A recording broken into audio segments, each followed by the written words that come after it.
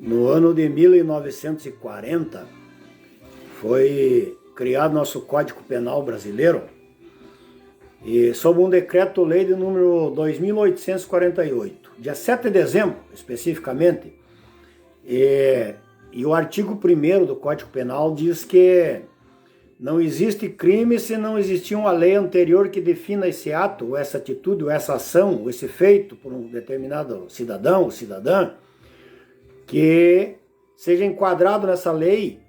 E se não existir uma lei anterior que defina esse ato como crime, não é crime. Mas existe a lei. Existe a lei, e se o fato foi efetuado e for enquadrado nesse artigo que existe, esse indivíduo deve ser penalizado. E eu estava analisando o artigo 157 e o artigo 171. A Bíblia fala muito sobre a maldição hereditária. A maldição hereditária, diz a palavra de Deus, que Deus visita a maldade do pai aos filhos até a 3ª e a 4ª geração. Uma geração é 40 anos, então vai passando de bisavô, para pai, para filho, para neto. E nós precisamos, e a única alternativa é quebrar essa maldição hereditária. É por isso que se leva um recém-nascido, uma criança nova aí na sua tenra idade, a um templo religioso para receber a oração e a consagração, a apresentação a Deus para quebrar a maldição hereditária. Porque se não quebrar a maldição hereditária, teus filhos, teus netos, teu bisneto poderão herdar essa maldição hereditária. E se hoje você é um indivíduo que não tem dignidade, não tem moral, essas características que existem na tua vida poderão passar para os teus descendentes. E isso é um mal de família. E há necessidade de se quebrar essa maldição hereditária. E nós olhando, hoje está muito escândalo em termos de roubo, de assalto aos cofres públicos e desonestidade de uma maneira tremenda. E então temos o artigo 157 e o artigo 171, que fala em estelionato, fala sobre furto, sobre roubo. E o provérbio de Salomão, particularmente o Salomão, um grande sábio Salomão, o rei de Israel, ele escreveu no provérbio 22, que não se deve em hipótese alguma roubar do pobre, tirar o sustento do pobre, usurpar o pobre e se apropriar do alheio, particularmente se a pessoa for pobre. É um pecado simplesmente gigantesco. Provérbio 22. Eu li uns 11 textos sobre ladrão, e a Bíblia diz que os ladrões não herdarão o reino de Deus. Os ladrões não herdarão o reino de Deus. Quem rouba, quem se apropria do alheio, quem se apropria de algo que não lhe é devido se apropriar, particularmente de uma pessoa pobre, como diz Salomão em 22 de Provérbio. Nós temos alguns exemplos bíblicos de pessoas que sofreram sérias consequências por roubar. Nós temos um exemplo no livro de Josué, capítulo 7, versículo 1 ao 26, e Israel perdeu guerras devido ao pecado de uma pessoa ter cometido um crime de roubo. E Israel foi à guerra e não era para ninguém se apropriar como uma particularidade dos despojos da guerra. E um homem chamado Acã se apropriou de uma cunha de ouro, de uma capa babilônica e de 200 ciclos de prata. E o resultado desse roubo, dessa apropriação indevida, que não era para se apropriar do anátema, dos despojos da guerra, o Acã se apropriou e escondeu da congregação, escondeu dos seus líderes, pensando que estava escondendo até mesmo dos próprios olhares do Deus Todo-Poderoso. Mas o resultado dessa atitude errônea de Acã foi que Israel estava perdendo a guerra, e Acã e toda a sua família foram sentenciados à morte, perderam a sua vida, perderam tiveram um prejuízo simplesmente enorme e foram julgados pelo próprio Deus Todo-Poderoso e perderam a sua própria vida porque tomaram uma atitude simplesmente degradante, se apropriando de algo que não lhes era devido.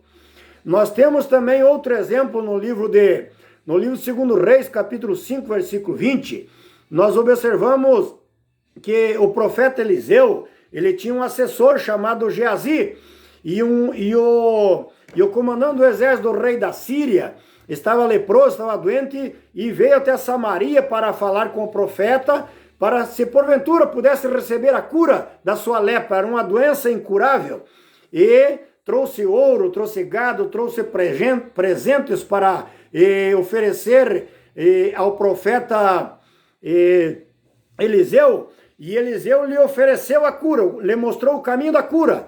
Disse a Naamã que mergulhasse 7 vezes no Rio Jordão, que na 7ª vez que ele submergisse das águas, ele sairia purificado da sua lepra. E ele não quis pegar de Naamã nem um centil, nem um centavo, não quis pegar nada realmente de Naamã por ter oferecido a cura, porque na verdade foi Deus que curou Naamã. E Geazi, escondido e aos olhos de Eliseu, pensando que Deus não estava vendo, se apropriou desses bens que Eliseu não quis tomar para si, porque achou que não era digno desse feito, e Geazi, então, se apropriou desse patrimônio, desses bens que não lhes era devido. E o que aconteceu? A lepra de Naamã se pegou a Geazi, e Geazi foi sentenciado à morte com a doença que estava em Naamã, porque cometeu um pecado de se apropriar do alheio, de se apropriar daquilo que não lhes era devido. Isso é roubo, isso é furto, isso é apropriação indébita, indevida, e é um pecado muito grande diante dos olhos do Deus Todo-Poderoso. Está escrito no 2º livro de Reis, capítulo 5 e versículo número 20. Você pode acompanhar. E no livro de Atos dos Apóstolos, capítulo 4, versículo 32, e o capítulo 5 e o versículo 3, especificamente, você vai ver um fato sobre Ananias e Safira. Eles mentiram, eles cometeram uma mentira muito grande e pensaram que estavam mentindo para o homem, mas estavam mentindo para um santo, a terceira pessoa da divindade, o Espírito Santo do Deus Todo-Poderoso. E a consequência desse ato pecaminoso, dessa mentira em que eles cometeram, se apropriando de algo que não lhes era devido, se apropriando particularmente, foi um furto, foi um roubo, foi uma apropriação indevida, e eles perderam a sua vida. Ananias e Safira, você pode achar no livro de Atos dos Apóstolos, capítulo 4, versículo 32, e capítulo 5, e versículo de número 3. Então, quero deixar para você essas grandes verdades da Bíblia. Não roube, não furte. A Bíblia fala que os ladrões não vão entrar no reino de Deus.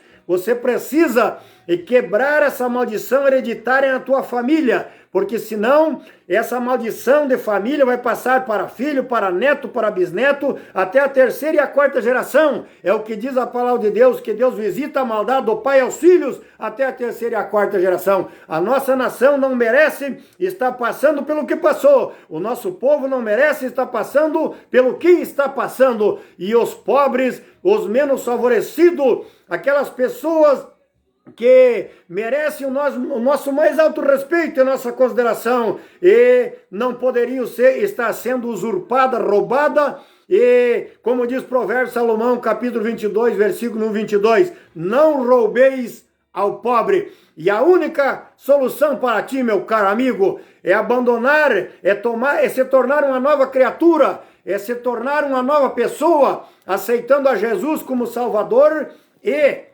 entrando para dentro deste livro sagrado, que ele vai moldar a tua vida, a tua honra, a tua dignidade, e vai fazer com que você seja uma pessoa realmente que mereça dignidade e respeito de toda a comunidade brasileira. Deus que te abençoe, te guarde e te livre do mal, na autoridade e no poder do nome de Jesus. Amém.